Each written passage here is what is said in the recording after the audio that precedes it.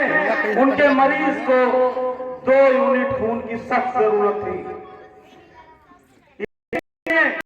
हम सब समाज में रहने वाले लोग हैं, समाज से काम करने वाले लोग हैं।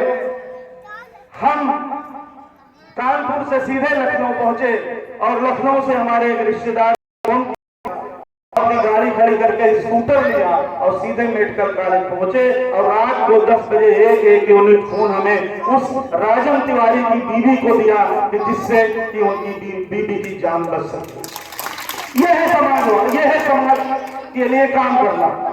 कहीं भी आप काम कर सकते हैं, आप किसी भी जगह पे हो। इसलिए आज इस मौके पर मौजूद हमारे साथ हमारे साथी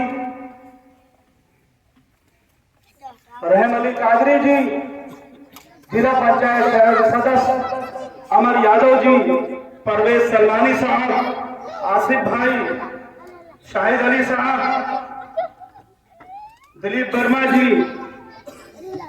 और पत्रकार साथी।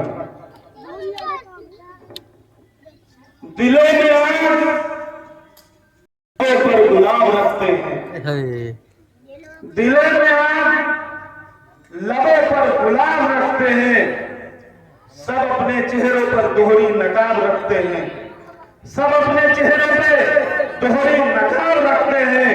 हमें चिराग समझकर बुझा न पाओगे, हमें चिराग समझकर बुझा न पाओगे। हम अपने घर में कई आफ्ताब रखते हैं। आज हम उसी आफ्ताब की बात करने आए हैं।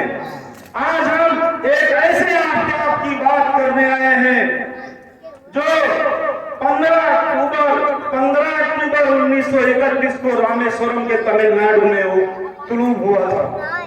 ऐसे ही शख्सियत की बात करने के लिए हम जमा हुए हैं जिन्होंने गरीबी नहीं देखी, जिन्होंने मुफलसी नहीं देखी, जिन्होंने जद्दोजहद करके जरूरत पड़ी तो अखबार तक बेचना पड़ा तो बेचा, लेकिन तालीम को आगे करने के लिए, अपने आप की हौसला अफजाई के लिए खुद का हौसला बढ़ाया और यकीन जानिए एक दिन वो शख्स हिंदुस्तान की सबसे बड़ी गद्दी पर गद्दी नशीन हुआ। जी हाँ, मैं बात कर रहा हूं अबुल फाकिर जैनुल आबदीन, जिन्होंने पूरा जीवन 83 साल समाज के लिए काम किया। तकरीबन 83 साल। जो आदमी अपनी सैलरी नहीं लेता हो, जो आदमी जब वो गए राष्ट्रपति भवन से जब आपकी विदाई हुई तो शायद आपके पास 2 शर्ट और 2 पैंट थी पहनने के लिए। ऐसे फकीर की बात करने के लिए हम आप इकट्ठा हुए हैं। आप देख लीजिए, तारीख पढ़ लीजिए, इतिहास को दोहरा लीजिए। जब जब इस मुल्क पर ऐसे लोगों की जरूरत पड़ी है, हमारा खून, हमारा लहू इकट्ठा होकर इस मुल्क को मजबूती प्रदान किया है। और आज भी मैं आपको याद दिलाना चाहता हूँ, एक मिसाइल मैन की बात आज हो रही है, लेकिन मुझे याद है अंग्रेजों के जमाने में लड़ते हुए एक मिसाइल मैन और हुए थे जिनका नाम था की गद्दी पर बैठने वाले ने सबसे पहले उत्तर प्रदेश नहीं पूरे देश में मिसाइल, हल्की मिसाइल अगर किसी ने बनाई थी तो टीपू सुल्तान जी थे। बाद में कलाम साहब को मिसाइल मैन का खिताब दिया गया। मेरे बच्चे बैठे हैं, मेरी शिक्षिकाएं बैठी हैं, पढ़ाइए। आज इसकी जरूरत है। मोहब्बत फैलाइए, नफरतों को कम करिए, मोहब्बतों को आम करिए। इसलिए कि आज इस उत्तर प्रदेश नहीं, इस भारत में नहीं, पूरे देश को अमन की जरूरत है। भाई और भाई लहू बहा रहा है एक दूसरे का।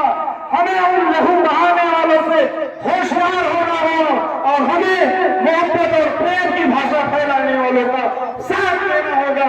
उठ खड़े हो, जोड़ लो। अगर अविनाश सिंह का साथ तस्लीम के साथ होगा तो ये मुल्क भी तरक्की करेगा और ये दुनिया भी तरक्की करेगी। हमें जोर से चलना होगा। मुझे याद है 1857 की बात चली है तो याद आ रहा है। मुझे याद है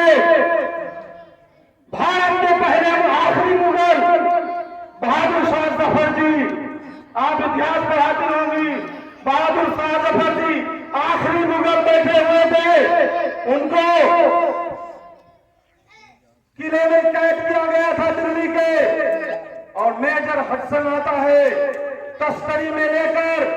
जब तस्करी की दरी हटाई जाती है, चादर हटाई जाती है, तो उसमें उनके जवान बेटों की सर होते हैं। और यकीन जानिए, जब वो कहता है कि दमदमे में दम नहीं, खैर मांगो जान की, दमदमे में दम नहीं, खैर मांगो जान की। ऐ जफर, ठंडी हो गई है अब तेल हिंदुस्तान की। आज सोचिए, गौर कीजिए, दिमाग लगाइए, अपने जहन को वहां ले जाइए। एक बाप के सामने, एक बुजुर्ग बाप के सामने उसके दो जवान बेटों का अगर सर आया तो क्या होगा?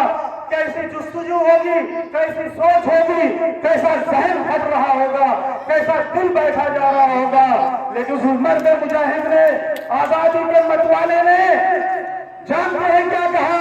उस मेजर हडसन को कहा कि गाजियों में जब तक बू रहेगी ईमान की, गाजियों में जब तक बू रहेगी ईमान की, तख्ते लंदन तक चलेगी तेज हिंदुस्तान।